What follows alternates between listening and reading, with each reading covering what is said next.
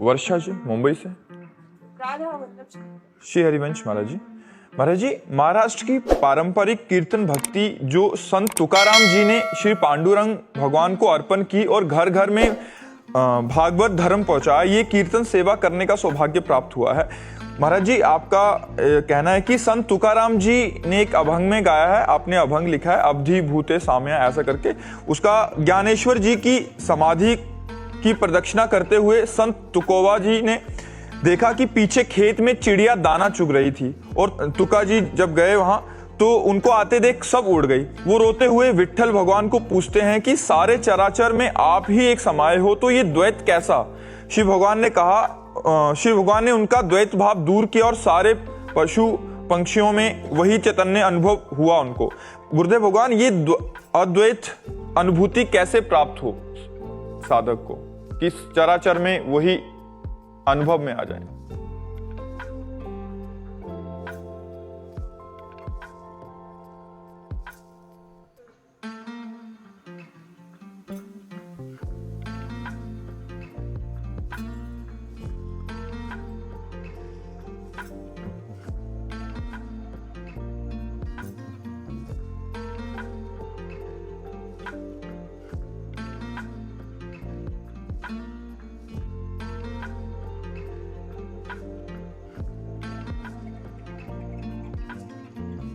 महाराज जी, आप कह रहे हैं कि साधक को अद्वैत अनुभूति कैसे हो कि अपना ही प्रीतम सब जगह दिखे, ऐसा जैसे तुकाराम जी को प्रभु ने अनुभव कराया कि चर में पशु पंक्षियों में सब वही हैं।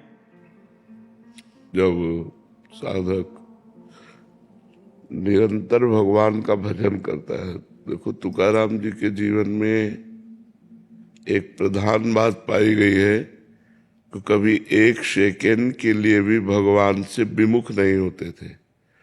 हर समय उस संकीर्तन परायण रहते थे। भगवान विट्ठल का नाम उनकी जिह्वा पर नृत्य करता था और इतने बड़े वो नाम जापक थे कि जहाँ वो चरण रख देते थे वो भूमि से भी निकलने लगता था विट्ठल विट्ठल विट्ठल।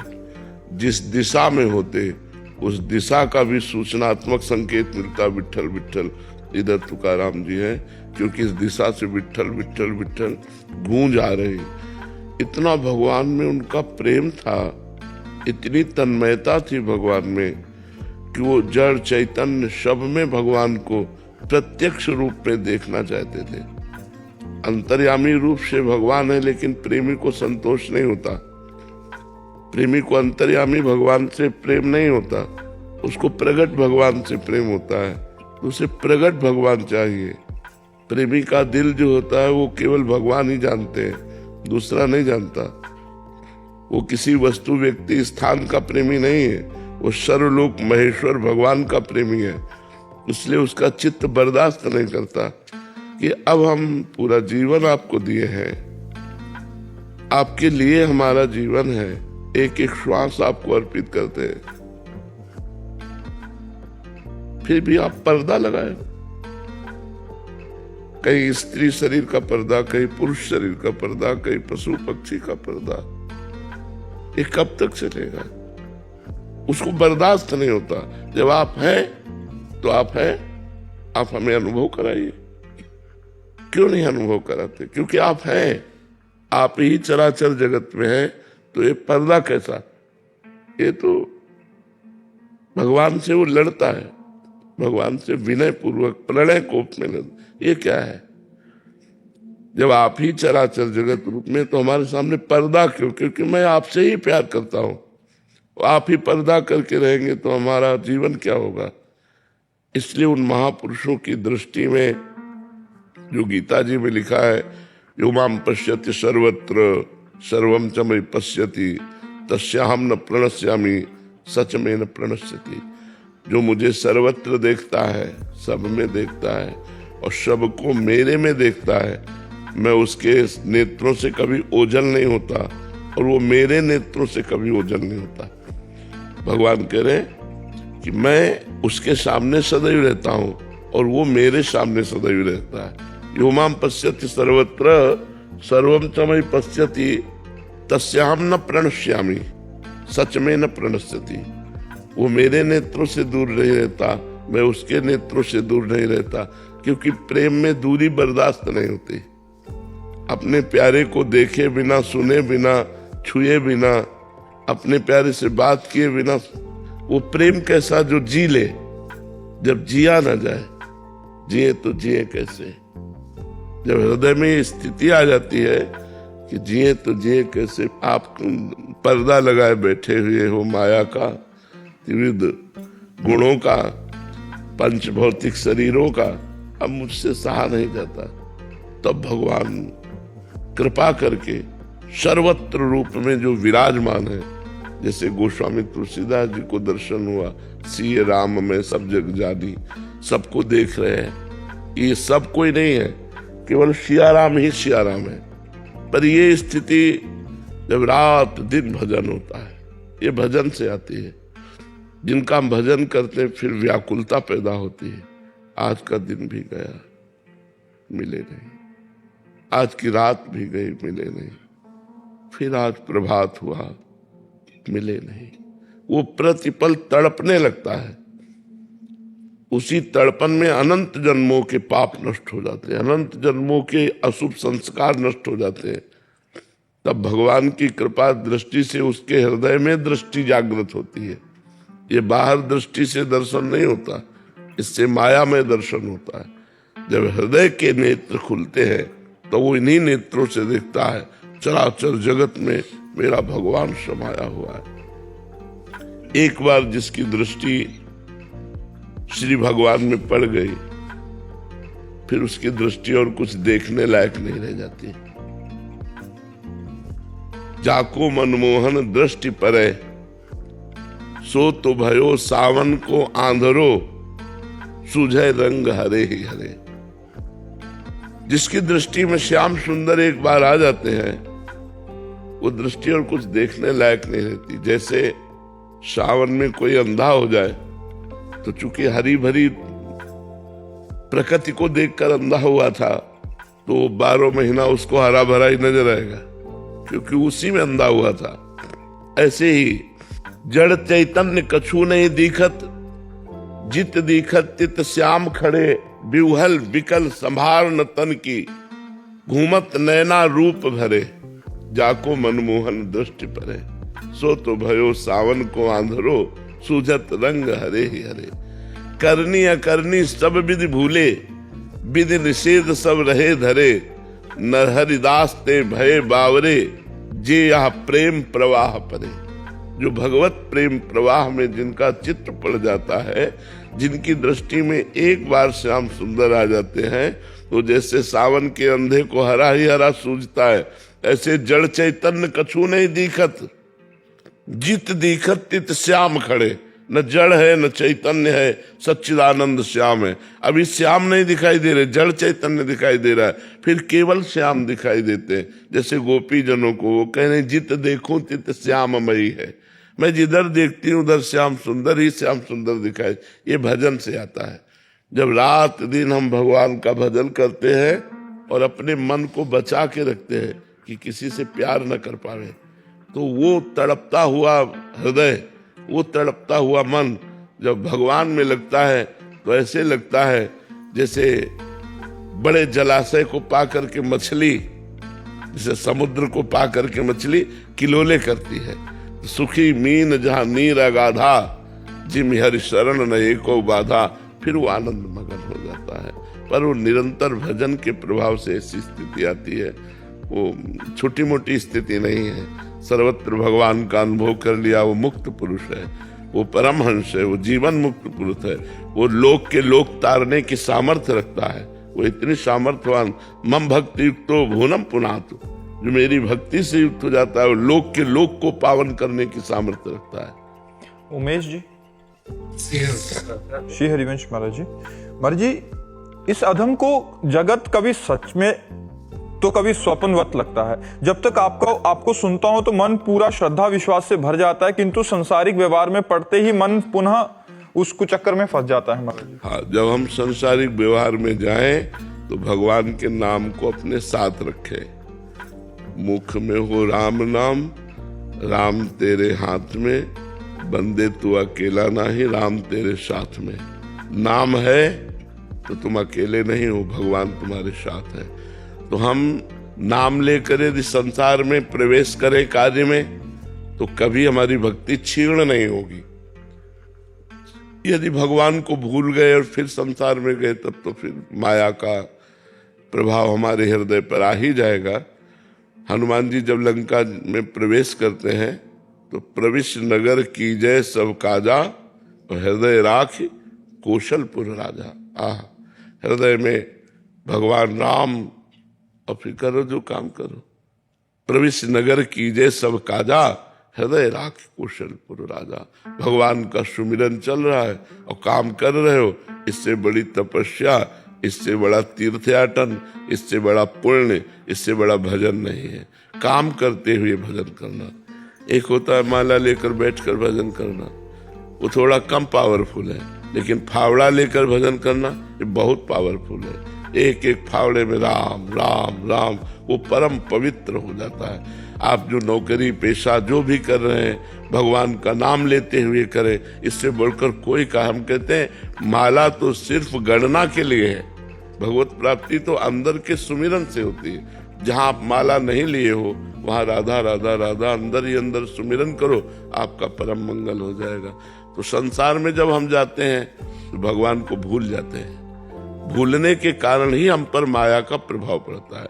यदि हम नाम जप करते रहे, भगवान का स्मरण करते रहे, तो कोई माया का प्रभाव नहीं, क्योंकि माया भगवान से विमुख को सताती है, भगवान के सन्मुख को नहीं सताती। भगवान की ही तो माया है, किसी और की तो नहीं। और नहीं भगवान का भजन करते हैं तो हमको कैसे वो विपरीत स्थिति देगी, वो हमको अनुकूल स्थिति देगी, क्योंकि हम भगवान के हैं और वो भी भगवान के हैं। सन्नी यादव जी, फर्रुखाबाद। राधे राधे महाराज जी। महाराज जी, मैं पिछले 2 साल से 11 हनुमान चालीसा रोज पढ़ने का प्रयास करता हूँ। अब नाम में भी रुचि हो गई है। महाराज जी, एकांत में जब प्रभु का नाम जप करो तो प्रभु की याद आती है और रोना भी आता है। ये स्थिति हमेशा क्यों नहीं रहती महाराज जी? अभ्यास करो, सर्व पाप नष्ट होने पर ऐसी स्थिति आती है जब हृदय परम पवित्र हो जाता है। तो जरा सा जैसे नहीं घड़ा भरा हो, जरा सा छुओ तो छलक पड़े, ऐसे वो रो पड़ेगा। भगवान की बात सुनते ही रो पड़ेगा। जहां जहां पिए की बात सुने खोजत तिन गैनन, हित ध्रुव छिन छिन ले प्रेम जल भरी भरी नैनन। अश्रुओं की धार बहते है, भगवान के प्रेम में डूबा हुआ। अब इस स्थिति के लिए साधना चाहिए। अभी जो आंसू आते हैं वो भगवान के प्रेम के थोड़ी हैं, वो सतोगुण में आते हैं, वो गुण के अंतर्गत है। और जब भगवान के प्रेम के आएंगे तब वो अलग बात हो जाएगी। वो अभी माया का है तो रजोगुण आया तो भोग अच्छे लगने लगे, तमोगुण आया तो हिंसा द्वेष राग नाना प्रकार की कटु बातें और आलस्य प्रमाद नींद ये सब आने लगेगी। सत्वगुण आया तो दया करुणा अच्छे भाव, भजन करना, भागवत पढ़ना, ग्रंथों का स्वाध्याय, ये अच्छा लगेगा। तो ये गुण के अंतर्गत है। जब तीनों गुणों को लांग करके भगवान से प्रेम होता है तब यद लब्ध्वा अपमान सिद्धो भवति अमृतो भवति तृप्तो भवति, वो सिद्ध हो जाता है, वो अमृत पद को प्राप्त हो जाता है, वो तृप्त हो जाता है। कोई कामना नहीं रहती, भगवान के अनुभव में आते ही कोई कामना नहीं रहती। तो हम निरंतर भजन का अभ्यास करें, भगवान के जो परम पवित्र शास्त्र हैं उनका स्वाध्याय करें, पवित्र भोजन पावें और जहां भी जाए भगवान को साथ लेकर जाए।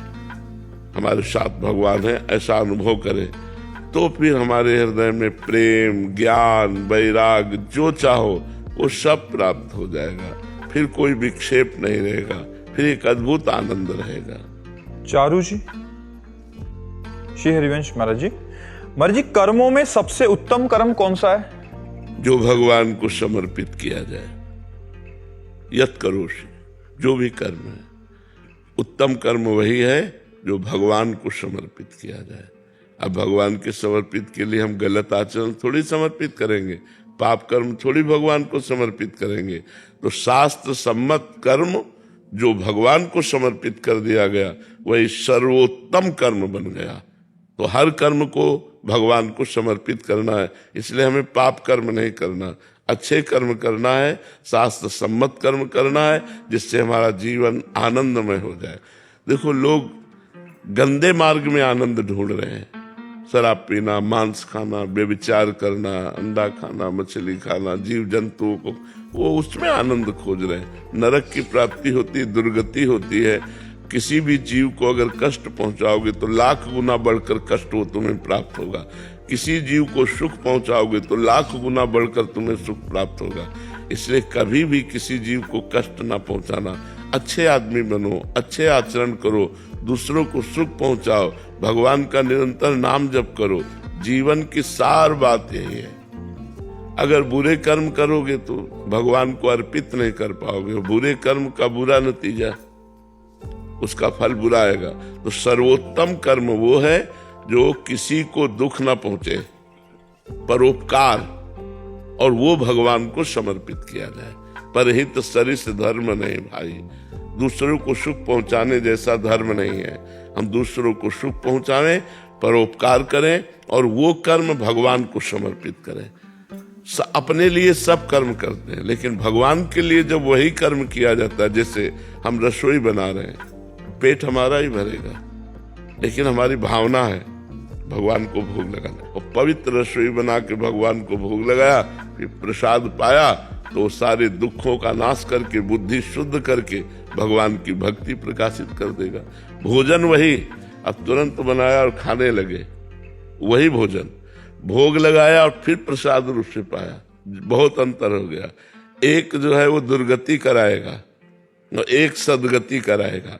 ऐसे ही अपने लिए कर्म करना, वही कर्म भगवान को समर्पित करना, बहुत अंतर हो गया। अपने लिए कर्म करना बंधन कारक है, और भगवान को कर्म समर्पित कर दिए तो वही मोक्ष प्रदान करने। कुछ नहीं जाता, जो कुछ कर्म यत करो से भगवान ने कहा है, जो तुम कर रहे हो वो मेरे को समर्पित कर दो, बस तुम्हारा काम बन जाएगा। सर्वोत्तम कर्म वही है जो परोपकार की भावना से करके और वो भगवान को समर्पित कर दिया जाए। शताक्षी जी, राधे राधे महाराज जी। महाराज जी, क्या साधक और ईश्वर के बीच होने वाला आंतरिक संवाद वास्तविक होता है? जब तक ईश्वर का साक्षात्कार नहीं होता तब तक केवल भावात्मक होता है। जब साक्षात्कार हो जाता है तब वास्तविक होता है। ऐसे हमारी केवल भावना उठती रहती है, और वो केवल ईश्वर से ही नहीं उठती रहती, वो संसार से भी उठती रहती है। जब केवल ईश्वर की भावना रह जाए, मेरे तो गिरधर गोपाल दूसरों न कोई, और पूरी चित्त की वृत्ति भगवदाकार है। अब उसके अंदर जो भाव उठते हैं वो साक्षात भगवत स्वरूप होते हैं। वही भाव तो शास्त्रों में लिखे गए हैं। महापुरुषों ने अपने भावों को ही तो लिखा है, अपनी साधना को लिखा, अपने भाव को लिखा, वही शास्त्र बन गए। तो जब तक भगवत साक्षात्कार नहीं होता तब तक वो भावना होती है, और जब भगवत साक्षात्कार हो जाता है तो भावना नहीं होती, वो सत्य होते हैं। वो सत्य भगवान से वार्ता करते हैं और उनको उत्तर मिलता है। आरती जी लुधियाना से।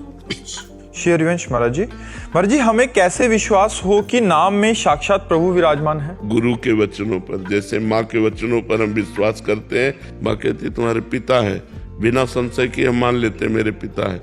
ऐसे गुरु के वाक्यों पर विश्वास करके, दृढ़ विश्वास करके, इसे श्रद्धा विश्वास कहते हैं। गुरु के वाक्यों पर कि नाम से ही सब कुछ हो जाएगा, नाम ही सबसे बड़ा है। ब्रह्म राम ते नाम बड़, वरदायक वरदान। रामचरित सतकोटि में लिय महेश जिय जान। भगवान से भी बढ़कर भगवान का नाम है। इस सैकड़ों ग्रंथों का अवगाहन करके महादेव जी ने निर्णय निकाला। तो हमें गुरु वाक्यों पर विश्वास कर लेना चाहिए। विश्वास से ही ये मार्ग बनता है। बिन विश्वास भगति नहीं, ते बिन द्रवहि न राम, और राम कृपा बुन जीव, सपने उलह न विश्राम। तो इसलिए हमको विश्वास करना होगा ना। जैसे हम डॉक्टर की दवा पर विश्वास करते हैं, माँ के वचनों पर विश्वास करते हैं, ऐसे हम गुरु पर विश्वास करें तो हमारा काम बन जाएगा। अभिजीत जी ओडिशा से। राधे राधे महाराज जी। महाराज जी, मेरा सवाल यह है कि इस कलयुग में माया हमेशा क्यों जीत जाती है? नहीं, किस युग में माया नहीं जीती? किस युग में माया नहीं जीती? हर युग में माया का प्रभाव रहता है। कलयुग में जो काम 24 घंटे नाम जप करने से हो जाता है, वो अन्य युगों में 10-10 हजार वर्ष तक हाथ उठा करके दाहिने पैर के अंगूठे के बल खड़े होकर मंत्र जपते हैं, वो काम होता है। कलयुग समयुग आन नहीं, जो नर कर विश्वास, गाय राम गुण गण विमल भव बिन तरह प्रयास। कलयुग जैसा कोई महान युग नहीं है। हाँ, अब शराब पियोगे, मांस खाओगे, व्यभिचार करोगे तो फिर तुम्हारी दुर्गति तो कर ही देगा, तुम्हारी दुर्गति कर देगा, फिर माया दुर्गति कर देगी। नहीं, नाम जप करो, अच्छे आचरण करो, गंदे आचरण से बचो। कहाँ माया है? देखो, ये भी माया है, ये भी माया है, ये भी माया है, ये भी माया है, सब काम में आ रही है ना, सदुपयोग हो रहा ना माया। माया मोबाइल भी है, सदुपयोग हुआ तभी तो आप यहाँ आकर बैठे हो मोबाइल से सुन करके, और दुरुपयोग हुआ तो गंदे आचरणों में लग गए। तो दुरुपयोग ही कलयुग है और सदुपयोग ही सतयुग है। यदि आज भी आप अच्छे आचरण करने वाले, अच्छा व्यवहार करने वाले, भगवान का भजन करने वाले हैं तो आप सतयुगी हैं। और बुरा आचरण करने वाले तो पहले भी थे, हर युग में थे बुरे आचरण करने वाले।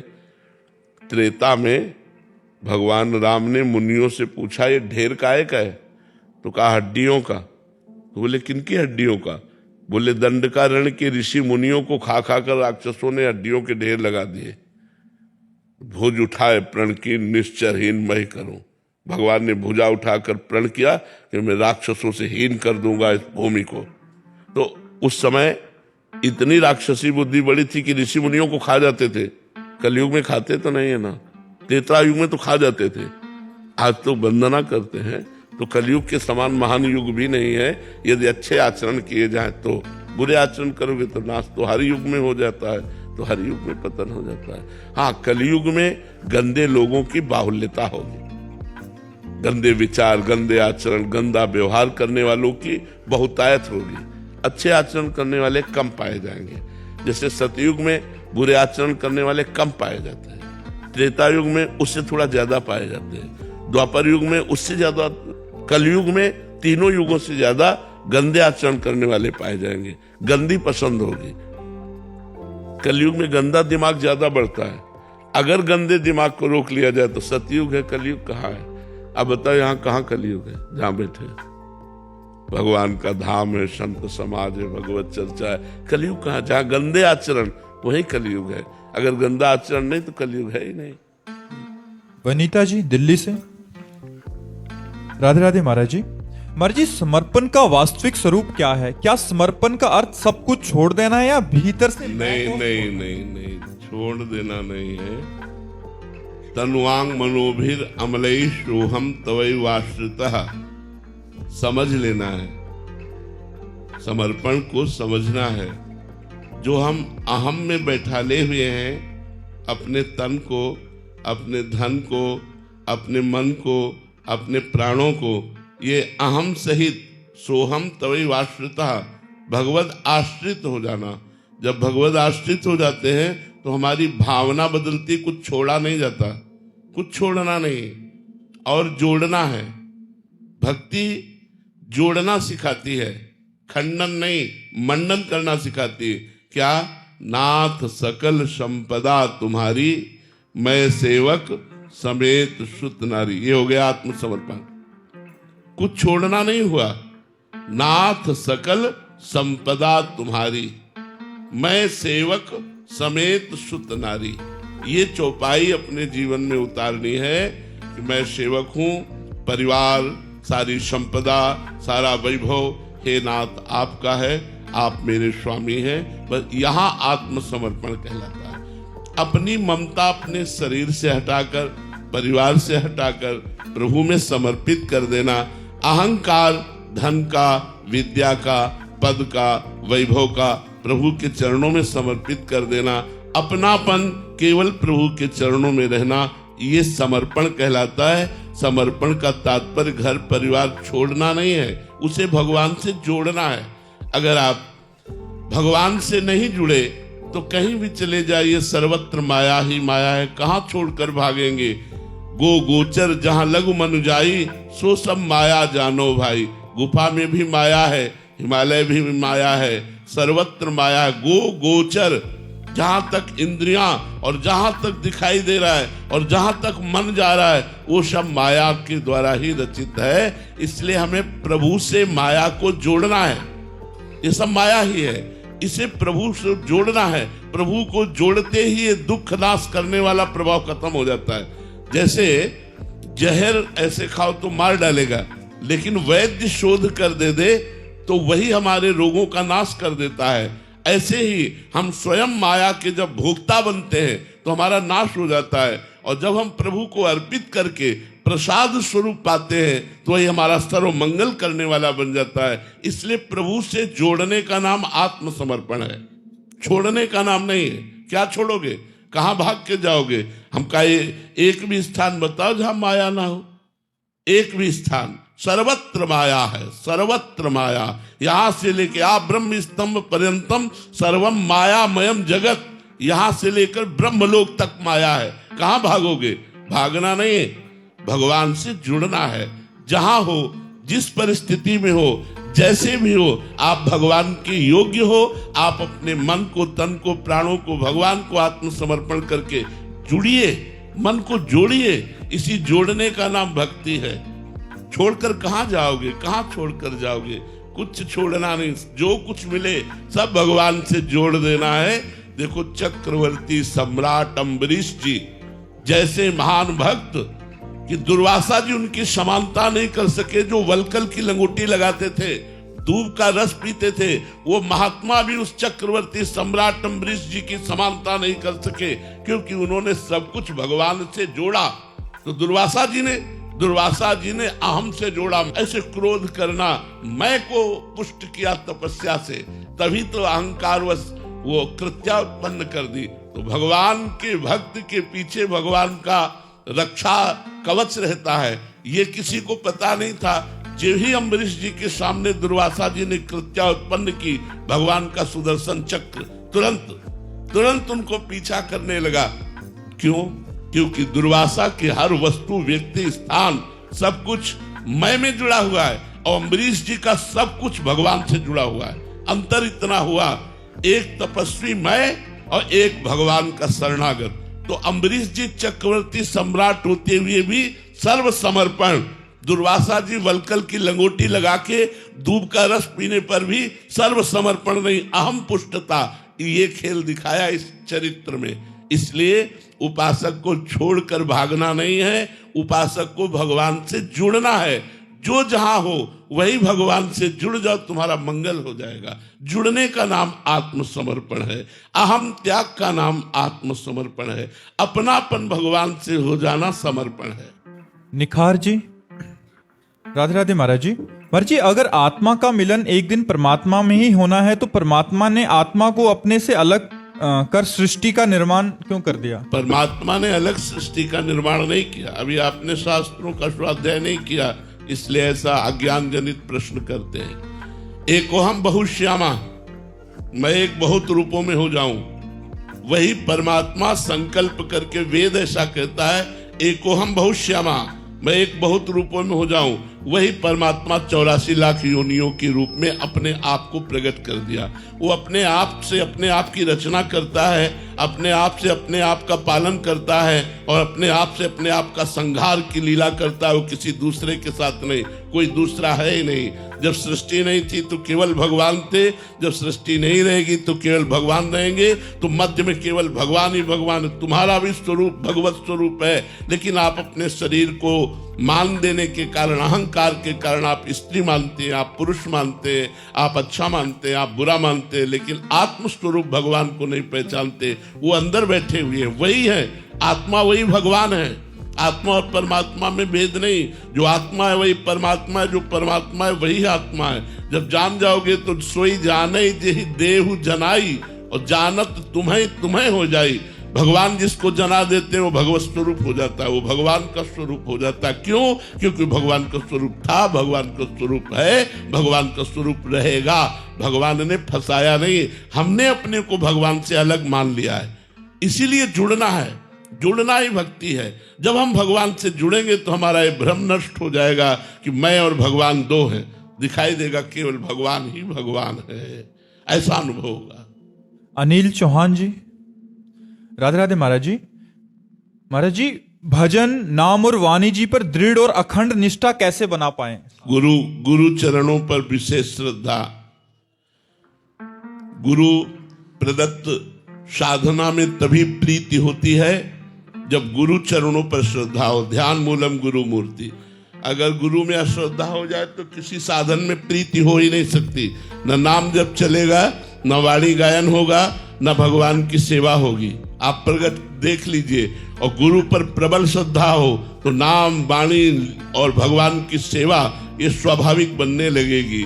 और गुरु पर दृढ़ विश्वास के साक्षात परब्रह्म है तो और कोई साधना नहीं करनी पड़ेगी। इसी भाव से भगवत प्राप्ति हो जाएगी। मोक्ष मूलम गुरु कृपा, ध्यान मूलम गुरु मूर्ति, पूजा मूलम गुरु पदम, मंत्र मूलम गुरु वाक्यम, मोक्ष मूलम गुरु कृपा।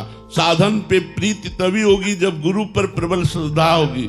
गुरु पर प्रबल श्रद्धा होगी तो साधन अपने आप होने लगेगा और साधन का फल होगा इष्ट देव की प्राप्ति। और इष्ट देव और गुरुदेव दो नहीं, एक ही हैं। इष्ट देव ही गुरुदेव का रूप धारण करके मनुष्य लीलावत हमको समझाते हैं, हमको सतमार्ग पे बढ़ाते हैं। इसलिए साधन पर तभी प्रीति होगी जब गुरुदेव के चरणों पर श्रद्धा हो और उनकी एक एक बात पर हमें विश्वास हो और हम वैसे ही चले जैसा वो कह रहे, तो फाइनल में आप भगवत प्राप्त हो जाएंगे। आप बीच के मार्ग को न देखें, आप उनकी आज्ञा पर रहे तो फाइनल में आपको श्री जी की प्राप्ति हो जाएगी। महाराज जी, हम ऐसा होता है कि संसार की मान्यताएं बहुत दिमाग में होती हैं और संसार से आते हैं संतों के पास, कृपा से, प्रभु की कृपा से जुड़ना होता है। फिर महाराज जी वो दोष दृष्टि करने लग जाते हैं। जैसे आपने बोला गुरु में प्रबल श्रद्धा, तो महाराज जी उसका प्रारंभिक अवस्था क्या है श्रद्धा की? जैसे माँ, हमारी माँ तो सिर्फ माँ है। माँ कैसी है दूसरी बात है। आज तक किसी ने अपनी माँ पर दोष दृष्टि की क्या? मेरी माँ है। ऐसे ही मेरे गुरुदेव हैं। भले समझ में नहीं आ रही वो बात, लेकिन मेरे गुरुदेव हैं, मेरे परब्रह्म हैं, मेरे प्रभु। अगर ये भावना बनी रही तो इसी भावना से आप माया पर विजय प्राप्त कर लेंगे। क्योंकि हमारी दृष्टि दोषमयी है। हम दोष दृष्टि ही करेंगे और कुछ नहीं कर सकते। जब सर्वस्व गुरुदेव का है तो मेरा क्या? फिर मेरी दोष दृष्टि किस बात की? किस बात की दोष दृष्टि? अपनापन जब गुरुदेव को दे दिया, अपना जीवन दे दिया, तो जो भी है वो गुरुदेव का है, जैसा भी है वो गुरुदेव का है। मेरा इसमें कोई अधिकार नहीं है। अब जब दोष दृष्टि हम करने लगेंगे तब उसमें गुण अवगुण आएंगे। और गुण अवगुण देखना या ज्ञानी का लक्षण है, ज्ञानी का लक्षण नहीं। एक ही परमात्मा सर्वत्र विराजमान है तो माया की लीला हो सकती है गुरुदेव से, क्योंकि मायापति है, वो माया की लीला कर सकते हैं। लेकिन हमको निर्दोष दृष्टि ही रखनी है। अगर हम निर्दोष दृष्टि कर पाए तो भगवान की प्राप्ति हो जाएगी। संदीपनी जी अपने गुरु जी की सेवा में थे। एक दिन गुरु जी ने लीला की पागल बनने की और बहुत दिनों तक उस लीला को चलाए रखा।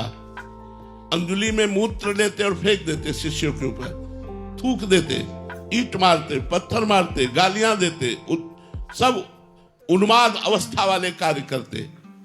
महीना, 2 महीना, 4 महीना सब शिष्य भाग गए, केवल संदीपनी जी बचे। एक दिन शांत भाव में हुए और कहा, बेटा पता नहीं मुझे क्या हो गया था, भगवान की कृपा से शांत हुआ। और सब शिष्य कहाँ हैं? बोले गुरुदेव तो भाग गए। क्यों भाग गए? कुछ तो आपको पागल जानकर भाग गए और कुछ आपके द्वारा की हुई जो क्रिया है उसे देखकर भाग गए। आप मूत्र फेंकते थे, थूक फेंकते थे, ईंट फेंकते थे। बोले तुम्हारे ऊपर नहीं फेंका? फेंका गुरुदेव। फिर तुम क्यों नहीं भगे? गुरुदेव यदि हम चले जाते तो आपको पवाता कौन, आपको स्नान कौन कराता, आपकी देख रेख करता? तो गुरुदेव मैं सब सहता हुआ आपकी आज्ञा में, आपकी सेवा में तत्पर रहा। तो उनके आंसू आ गए और कहा, बेटा मैं अपने तप से तो भगवान के धाम में जाऊंगा, लेकिन परम धामी भगवान तुम्हारे शिष्य बनेंगे आके। तो वही संदीपनी जी उच्च आसन पर बैठते थे और भगवान द्वारिकाधीश श्री कृष्ण नीचे बैठकर हाथ जोड़कर शिक्षा ग्रहण करते थे। जिनकी श्वासों से चारों वेदों का प्रादुर्भाव हुआ, उन भगवान को किसी से शिक्षा लेने की आवश्यकता है। लेकिन ये गुरु भक्ति का प्रमाण कि भगवान स्वयं उनके शिष्य बने संदीपनी जी के। तो यदि हमारी गुरुदेव पर निर्दोष दृष्टि हो और हम उन्हें साक्षात परमात्मा माने, तो परमात्मा के साथ हमारी दोष दृष्टि नहीं होती। परमात्मा कुछ भी करे हमें लगता है मेरा सौभाग्य ही है। यदि गुरुदेव पर दोष दृष्टि ना करके परमात्मा बुद्धि कर ले गया तो माया पर विजय प्राप्त कर ले जाएगा। गुरुदेव पर दोष दृष्टि नहीं करनी चाहिए। अगर हमारी दोष दृष्टि होगी तो साधना नहीं बनेगी, साधना नहीं बनेगी तो भगवत प्राप्ति नहीं होगी, बहुत बड़ी हानि हो जाएगी। जीवन की सबसे बड़ी हानि है श्री जी से विमुख हो जाना, जीवन की सबसे बड़ी हानि है धाम छूट जाना, जीवन की सबसे बड़ी हानि है नाम छूट जाना। नाम धाम रूप लीला इससे जुड़ा रहे और जुड़ करके कहीं भी अगर चला जाए तो उसका मंगल होगा, उसका मंगल नहीं हो सकता। ये नहीं छोड़ना, कभी धाम आश्रय नहीं छोड़ना, नाम नहीं छोड़ना, प्रभु का आश्रय नहीं छोड़ना, प्रभु के लीला गुण का गायन करते रहना, आपका जीवन मंगलमय हो जाएगा। नहीं कलयुग की इतनी कुचाल है, वो कहां से कहां पहुंचा देता है समझ में ही नहीं आता। इसलिए भगवत आश्रित रहो। अरे जी एक और सवाल है कि अगर गुरु में क्योंकि मलिन बुद्धि है तो हो रही हो दोष दर्शन, तो उस समय महाराज जी कैसे उसका निदान किया जाए? उन्हीं से प्रार्थना करें कि हे गुरुदेव भगवान, आप साक्षात परब्रह्म, गुरुर ब्रह्मा गुरुर विष्णु गुरुदेव महेश्वरा, गुरु साक्षात परब्रह्म तस्मै श्री गुरुवे नमः। गुरुदेव में दोष दृष्टि होने पर किसी और से बचाव नहीं। एक संत निम्बार्क संप्रदाय के यमुना किनारे हम और गुरुदेव भगवान बैठे हुए थे, 10 वर्ष साथ ही रहे। तो गुरुदेव भगवान के सामने आए और बड़े खिन्न मन से कहा, महाराज जी कई महीने हो गए, ना भजन बनता है, ना चिंतन बनता है, ना किसी भी तरह की कोई शांति, एक मन अशांत है। तो उनका ये सीधा लक्षण वैष्णव अपराध का है। तो उनका हमारा किसी अन्य वैष्णव के प्रति तो उनका पक्का वैष्णव अपराध का है। तो उनका गुरुदेव के प्रति हमारी दोष दृष्टि हो गई है। तो उन्होंने कहा यही अपराध है जो आपकी सारी भावनाओं को चाट गया। अब आपके अंदर कोई भावना तब तक नहीं आएगी जब गुरुदेव से क्षमा मांगो तब। तो उनका महाराज जी कोई अन्य साधना, तो उनका एक ही उपाय है कि गुरुदेव के पास जाइए और आप उनसे कहिए कि आपके प्रति हमारी ये दोष दृष्टि हुई, आप मुझे दंड दें या क्षमा करें। वो क्षमा कर दें या दंड दे दे, दोनों से आपका भजन प्रारंभ हो जाएगा। आप उन्हीं के पास जाइए और उन्हीं से प्रार्थना कीजिए। तो यदि गुरुदेव पे दोष दृष्टि हो जाए तो गुरुदेव से ही प्रार्थना करें कि भगवान मुझ अपराधी से ऐसा अपराध बन रहा है, आप चाहे दंड दीजिए या क्षमा कर दीजिए, लेकिन मेरी दोष दृष्टि बन रही है, आप गुरुदेव इसको दूर कर दो। तो इतना कहने मात्र से आपकी दोष दृष्टि है वो नष्ट हो जाएगी और गुरु कृपा से पुनः कभी ऐसी नहीं होगी। सारिका जी मुंबई से, राधे राधे गुरुदेव भगवान। गुरुदेव भगवान भी परीक्षा लेते हैं? मर जी गुरुदेव भगवान परीक्षा लेते हैं? नहीं, वो समर्पण देखते हैं आपके अहंकार का, आपका अहंकार कितना समर्पित है। बस गुरुदेव केवल अहंकार के डॉक्टर हैं और कोई परीक्षा नहीं लेते। अहंकार का केवल परीक्षण होता है आपका कितना समर्पण है, आप किस कोट के समर्पण की धरा पे हो, इसका समर्पण। जैसे हमने कई बार सुनाया है, वीर शिवाजी समर्थ गुरु रामदास जी के पास गए और कहा भगवान मैं शिष्यत्व स्वीकार करना चाहता हूं। उन्होंने कहा ठीक है, हम समय पर आपको सूचना देंगे, आप राजा हो, आप अपने राजकाज को देखो। एक दिन सूचना दी कि हमारे पेट में बहुत दर्द हो रहा है। वीर शिवाजी राजवैद्य लेकर पहुंच गए। राजवैद्यों को सब ज्ञान होता है, तो जो स्पर्श करने लगे तो समर्थ गुरु ने कहा दूर, हमारे रोग की हम ही दवा जानते हैं। हमारा जब जब पेट दर्द करता है तो सिंघनी का दूध पीता हूं तो ठीक हो जाता है। शिवाजी तुम जाओ और सिंघनी का दूध दूह के लाओ। साथ में ध्यान रखो, सिंघनी का दूध स्वर्ण के पात्र में टिकता है, नहीं तो फाड़ देता है। अन्य पात्रों की क्षमता नहीं, स्वर्ण का पात्र ले जाओ और कोई भी अस्त्र नहीं और कोई भी सैनिक नहीं, कोई भी अंगरक्षक नहीं, मतलब सीधे मृत्यु में झोंक दिया। शिवाजी बिल्कुल नहीं हिले। गुरुदेव की आज्ञा हुई, स्वर्ण का पात्र लिया, जंगल में गए। खोजते खोजते देखा सिंह शावक किलकारियां कर रहे थे। जे ही सिंघनी ने देखा कोई मनुष्य मेरे बच्चों की तरफ आ रहा है, दहाड़ मारी और छलांग मारकर शिवाजी के ऊपर आक्रमण की। शिवाजी ने से गुरुदेव, तो देखा समर्थ गुरु रामदास जी खड़े, शांत शांत। सिंघनी शांत हुई और बोले बस बेटा, प्राणों का समर्पण देख लिया, तन का समर्पण देख लिया। अब एक बार हम मन का समर्पण देखेंगे, फिर हम तुम्हें शिक्षा देंगे। एक दिन झोली टांगी और गए, बोले भिक्षाम दे। शिवाजी ने देखा गुरुदेव भगवान पधारे, साष्टांग दंडवत हो गए। भिक्षाम दे, गुरुदेव का सब कुछ है, मैं क्या दूं? तुरंत कागज पे पूरा खजाना, अपना नाम, अपनी रानी का, बच्चों का पूरा सब नाम लिखा, पूरा लिखकर झोली में डाल दिया। उन्होंने देखा और कहा, आज से मैं राजा और तू हमारा सेवक, अब तू धर्म पूर्वक राज्य का शासन कर, अब तेरे मन की जिम्मेवारी मेरी। तन मन प्राण समर्पण, इसका मतलब अब मन की जिम्मेवारी मेरी कि मन कैसे परमात्मा में पहुंचाना है। एक बार पीपाजी महाराज, ये बहुत बड़े राजा और धर्मात्मा पुरुष थे, काशी में विराजमान थे स्वामी श्री रामानंदाचार्य जी महाराज। उनके शिष्य बनने के लिए राज दबदबे के साथ गए। जैसा राजा चलता है वैसा पूरा सैनिक, अंगरक्षक सब। पीपाजी ने जाकर स्वामी जी के सेवक खड़े हुए थे, उनसे कहा, कह दो महाराज पीपाजी आए हैं आपकी शरणागति के लिए। उन्होंने जाके कहा, स्वामी जी महाराज, कोई महाराज पीपाजी आए हैं आपकी शरणागति के लिए। बोले शरणागति के लिए? और महाराज कह दो यहाँ राजा महाराजाओं की कोई जरूरत नहीं। अब पीपाजी से जब ऐसा कहा तो उन्होंने सोचा हमसे कोई गलती हो गई। उन्होंने तुरंत राजपाट की जितना वैभव था वापस किया और एक साधारण वेश धारण किया और कहा, नीच अधम पीपा आया है गुरु की शरणागति के लिए, सूचना दे दो।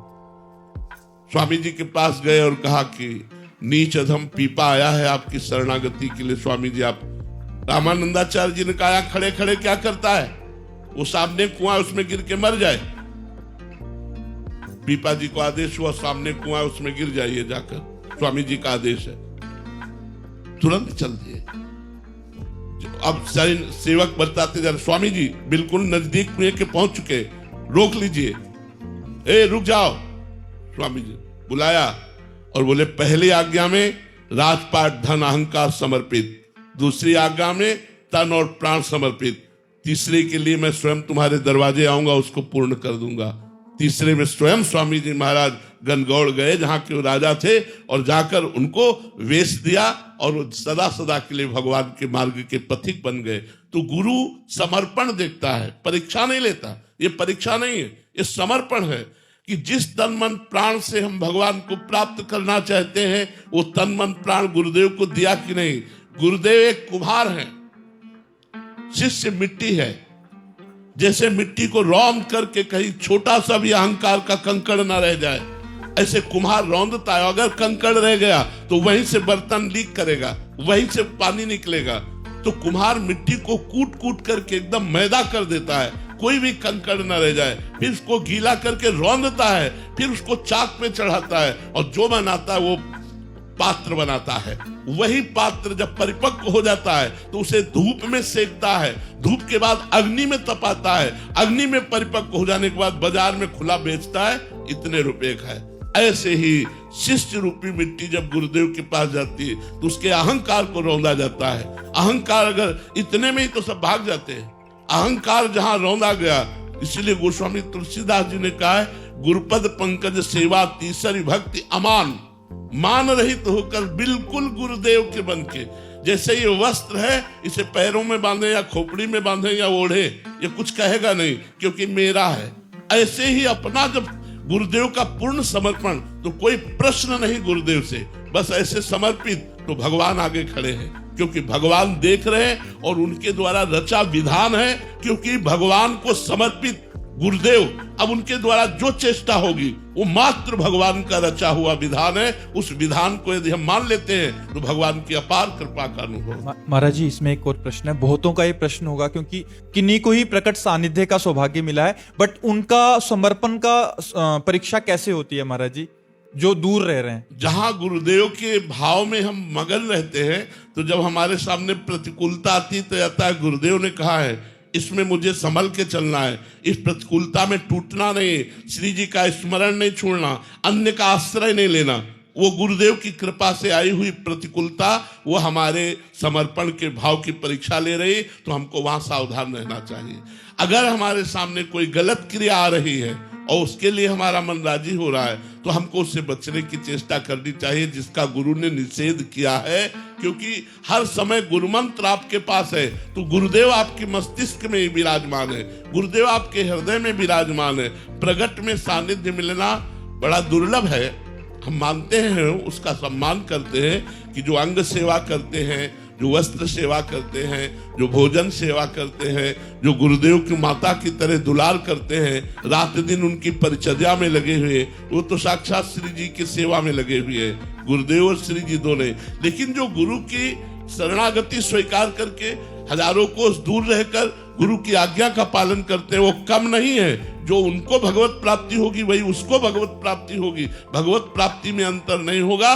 क्योंकि सानिध्य प्रारब्ध के या गुरु कृपा के अनुसार मिलता है, लेकिन गुरु के प्रति शरणागति और समर्पण ये तो हमारे भाव से, हम जहां भी हैं अपने गुरुदेव के हैं, अपने गुरुदेव में अनन्य हैं, अपने गुरुदेव की आज्ञा में हैं, तो गुरुदेव रूपी श्री जी जरूर निश्चित वैसे ही प्राप्त। और श्री जी जब प्राप्त होती है तो ऐसा नहीं कि उनको 100 ग्राम ज्यादा, उनको 100 ग्राम कम, वो पूरा का पूरा अपने जन को अनुभव में कराती है, पूरा आनंद प्रदान करती है। ये नहीं कि वो गुरु के अंग सेवा में रहे तो उनको ज्यादा आनंद मिलेगा और आप गुरु से दूर रहकर उनकी आज्ञा का पालन किया तो आपको कम आनंद मिलेगा, ऐसा नहीं। जब आनंद सिंधु मिलते तो भरपूर मिलते हैं, पूर्ण मिलते हैं। 13 की उम्र में अखरी गांव से शुरू हुई एक बालक की भगवत प्राप्ति की यात्रा उसे ईश्वर द्वारा सुनियोजित लक्ष्य श्री निकुंज वृंदावन है लाई, जहां से श्री हरिवंश कृपा के संरक्षण में आध्यात्म की धर्म ध्वजा है लहराई। जीवन की इस पावन यात्रा के प्रारंभ में जिनके स्वयं के भोजन की व्यवस्था न थी, उनके यहाँ प्रतिदिन सैकड़ों साधकों द्वारा तीनों समय प्रसादी जाती है पाई, जहाँ पीले और सफेद वस्त्रों से सुसज्जित सभी साधकों में गुरु आज्ञा में तत्पर रहने की होड़ देती है दिखाई। सभी अनुशासित साधकों द्वारा रात्रि 1:30 बजे से नित्य दिनचर्या जाती है निभाई। नित्य दर्शन हेतु आने वाले हजारों लोगों के लाखों प्रश्नों का जवाब देने के उपरांत भी साधकों के चेहरे पर मुस्कान ही रहती है छाई। जहां सेवा भवन से प्रबंधन की सारी व्यवस्थाएं जाती हैं चलाई, जहां संतों और सैनिकों की होती है विशेष हौसला अफजाई, जहां ठाकुर श्री राधा मोहन जी द्वारा नित्य लीलाएं जाती हैं रचाई और ठाकुर श्री राधा पियजू द्वारा अविरल कृपा जाती है बरसाई। जहाँ के कण कण में श्रद्धा प्रेम और भक्ति है समाई, जहाँ की दीवारें भी श्री जी के नामों से हैं जगमगाई, जहाँ की हवा में भी राधा नाम देता है सुनाई।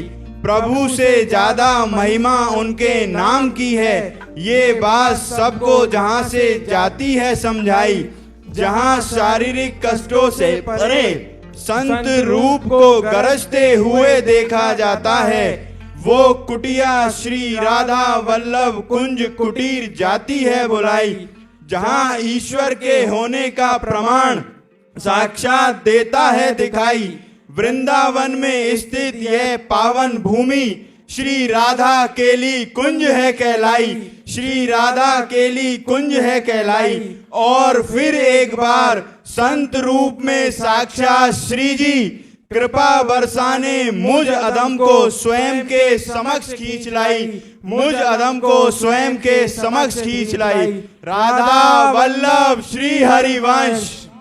श्री राधा वल्लभ लाल की जय। देव मैं नारिया जी, राधे राधे। राधे राधे महाराज जी।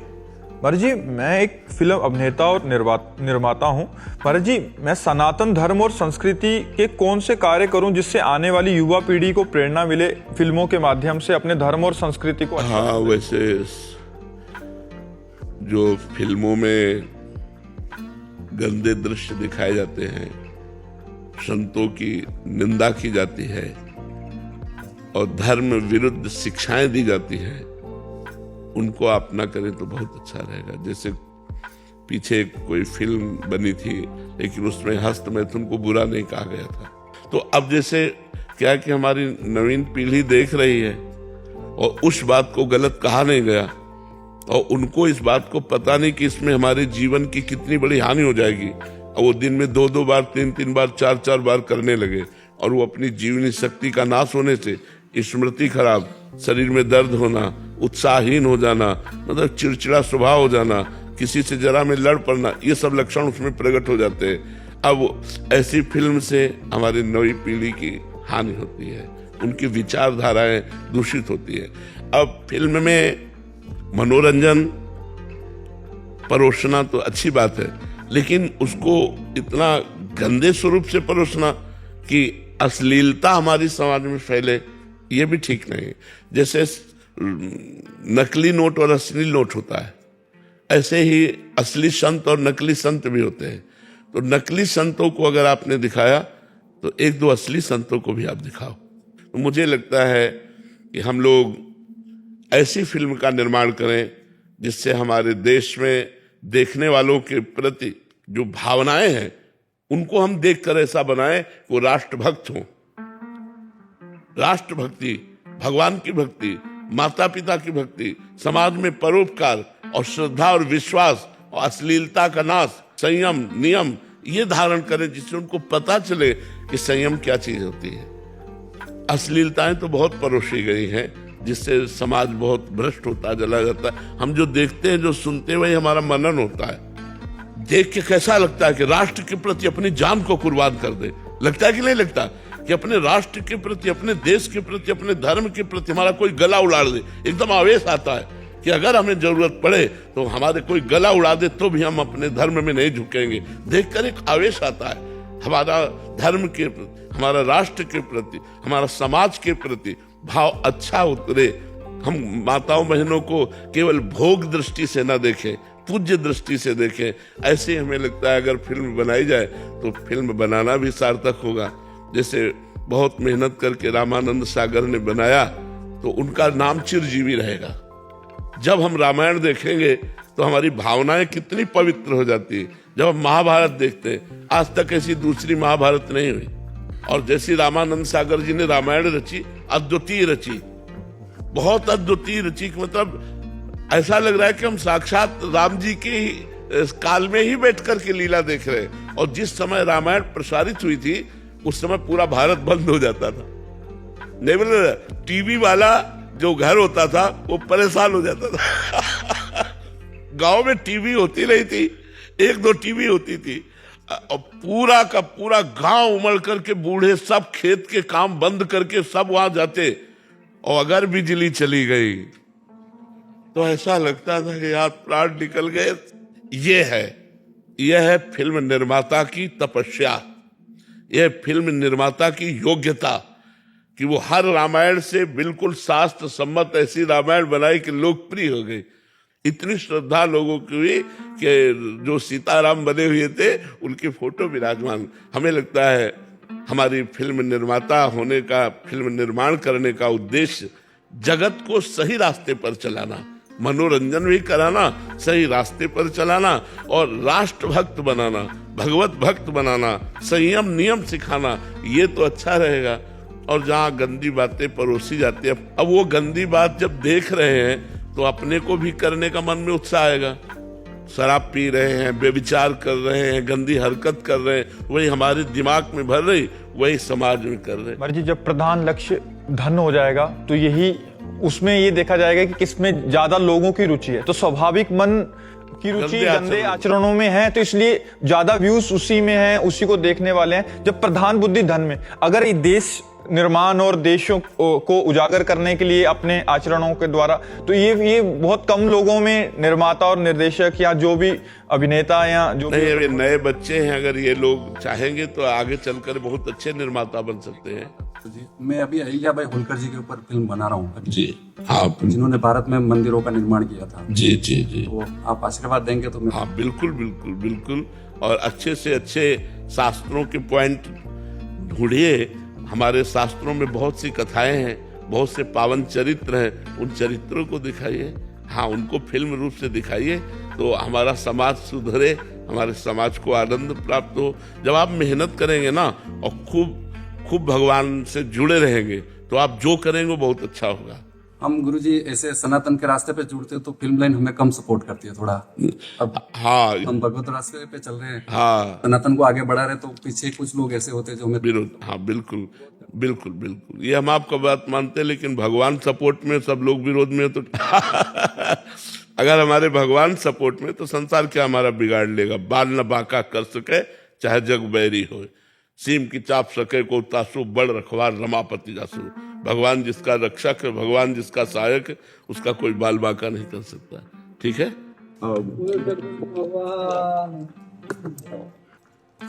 श्री हरिवंश श्री हरिवंश श्री हरिवंश श्री हरिवंश। सभी महापुरुष हैं जी, आपको आपके चरणों में विनती है।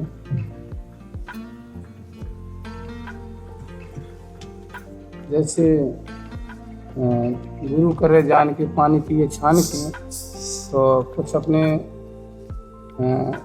साधक अपने शिष्य बन जाते हैं महापुरुषों के, तो या उन जैसे नहीं बन पाए या जैसा बनना चाहते रहे वैसा नहीं बन पाए तो थोड़ा दूरियां हो जाती हैं।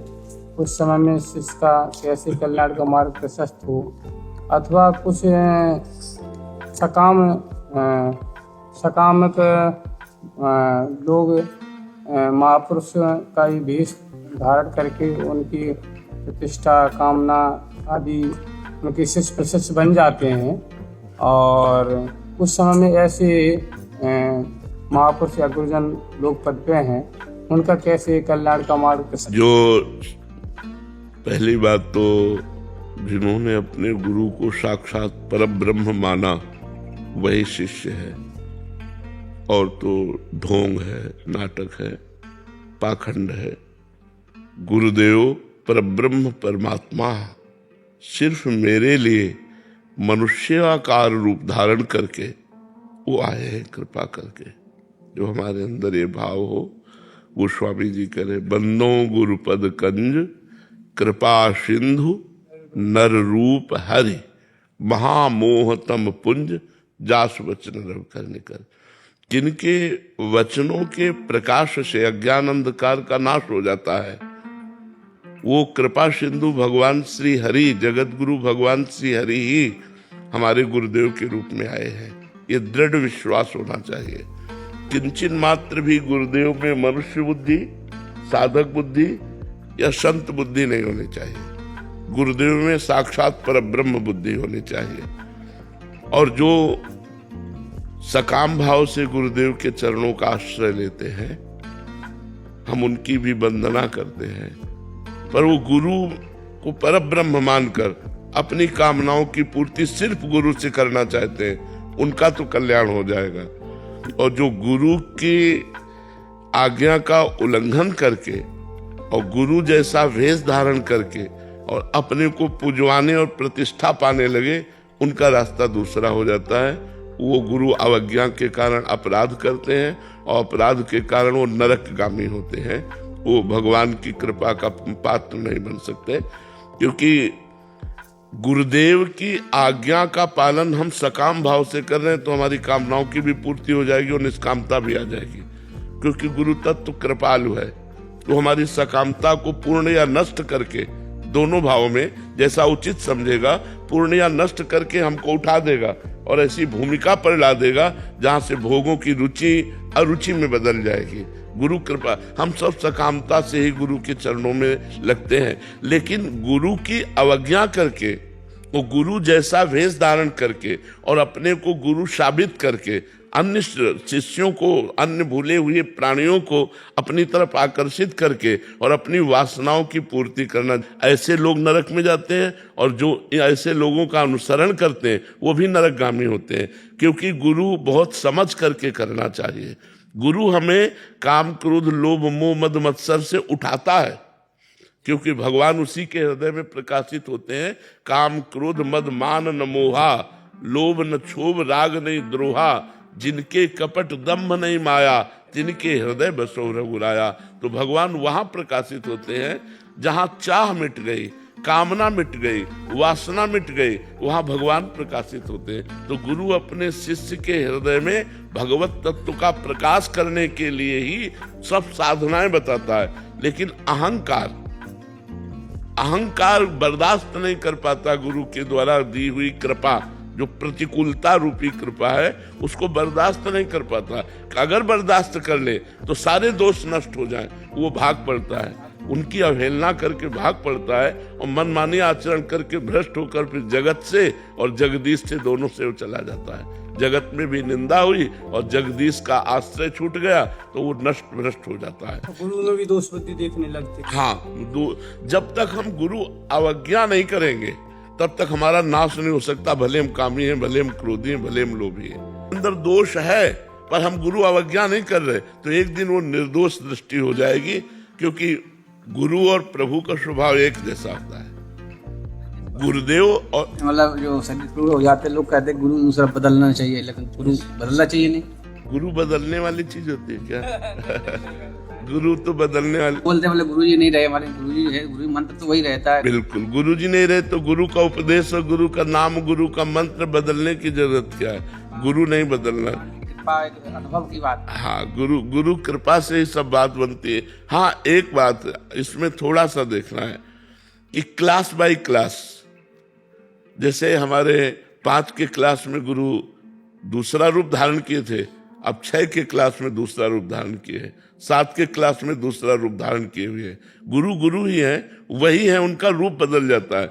जैसे हमें गायत्री मंत्र मिला तो गुरु और थे, और जब हमको पंचाक्षरी मंत्र मिला तो गुरु और थे, जब हमें महावाक्य मिला तो गुरु और थे, और जब सन्यास मिला तो गुरु और थे, और जब राधा वल्लभी शरणागति हुई तो गुरु और जब निज मंत्र विरक्त वेश मिला तो पूज्य महाराज जी। तो इतने गुरु हम नहीं बदले, गुरु वही है, रास्ते रास्ते पर अपना रूप बदल कर हमें पकड़कर प्रियालाल तक पहुंचा दिया। हम ऐसे हैं, अब वो किस रूप में आकर हमें पकड़ता है ये उसकी बात है। गुरु में दोष दृष्टि करके इनसे पूर्णता नहीं होगी, अब इनसे होगी तो कभी पूर्णता कहीं भी नहीं हो सकती, क्योंकि अपने गुरु में दोष दृष्टि जो कर लिया वो कहीं पूर्णता नहीं। किसी के प्रवचन सुनकर, किसी का प्रभाव देखकर, किसी का भाव देखकर हम प्रभावित हो गए और अपने गुरु को हल्के में ले लिया कि अरे वो तो और ये बहुत ऊंची कोटि के महात्मा है और हम उनसे दीक्षा ले लेंगे तो हमें भगवत प्राप्ति होगी ही नहीं, क्योंकि हमने मूल में अपराध कर दिया गुरु का। अब हरि कभी प्रसन्न हो ही नहीं सकते। वो गुरुदेव आदेश कर दे, वो गुरुदेव आदेश कर दे कि अब हमारा ही वो स्वरूप है, आप आगे बढ़ो तो कोई हानि नहीं है। लेकिन अपने गुरुदेव में दोष दृष्टि करके, किसी संत में महात्म बुद्धि करके यदि हम ऐसा करें तो उस संत सिद्ध संत के समीप भी रहने पर हमारा कल्याण नहीं होगा, क्योंकि हमने अपने गुरु पर हे बुद्धि कर ली, लघु बुद्धि कर ली। आनंद आया। और जी आपका स्वास्थ्य थोड़ा बहुत कृपा है, बहुत स्वास्थ्य बहुत ठीक, बहुत इसी महापुरुषों के माध्यम से आपका दर्शन भी हो जाता है। अभी बहुत कृपा। आप हमें भाव इसीलिए एकदम आ गया कि भगवान इतने रूपों में मुझे दर्शन देने आए। मुझे अनाधिकारी को भगवान इतनी कृपा करते, इतने संत क्यों वहाँ कोरोना से पहले उधर ही दर्शन करते थे जी, सब संत कृपा करने आते हैं। आप माध्यम बन जाते हैं और सब संत कृपा करने आते हैं। हमारा हृदय भर जाता है जब संत आते हैं, तो मुझे लगता है भगवान मुझ पर अनुग्रह कर रहे हैं। जितनी बार संतों के दर्शन कराते हैं हमारा हृदय उतने पुष्ट और बलवान होता है। संत दर्शन से हमें महासुख मिलता है और लगता है आज मेरे भगवान मुझ पर कृपा कर। जिस दिन हमारे एकांतिक में संत नहीं आते उस दिन हमें दुख होता है कि आज पता नहीं कौन सा दुर्भाग्य कि आज कोई संत नहीं है, पर कृपा करके आते ही रहते। पर जिस दिन कभी कभी ऐसा हुआ कि संत भगवान के दर्शन नहीं हुए तो हमारा मन निराश हो जाता है कि आज हमारे ऊपर प्रभु की विशेष कृपा नहीं तो संत दर्शन होते। रोज संत हम बैठते इसी लोभ से कि इसी बहाने से संत आते हैं तो उनके दर्शन, उनका संभाषण प्राप्त होता है।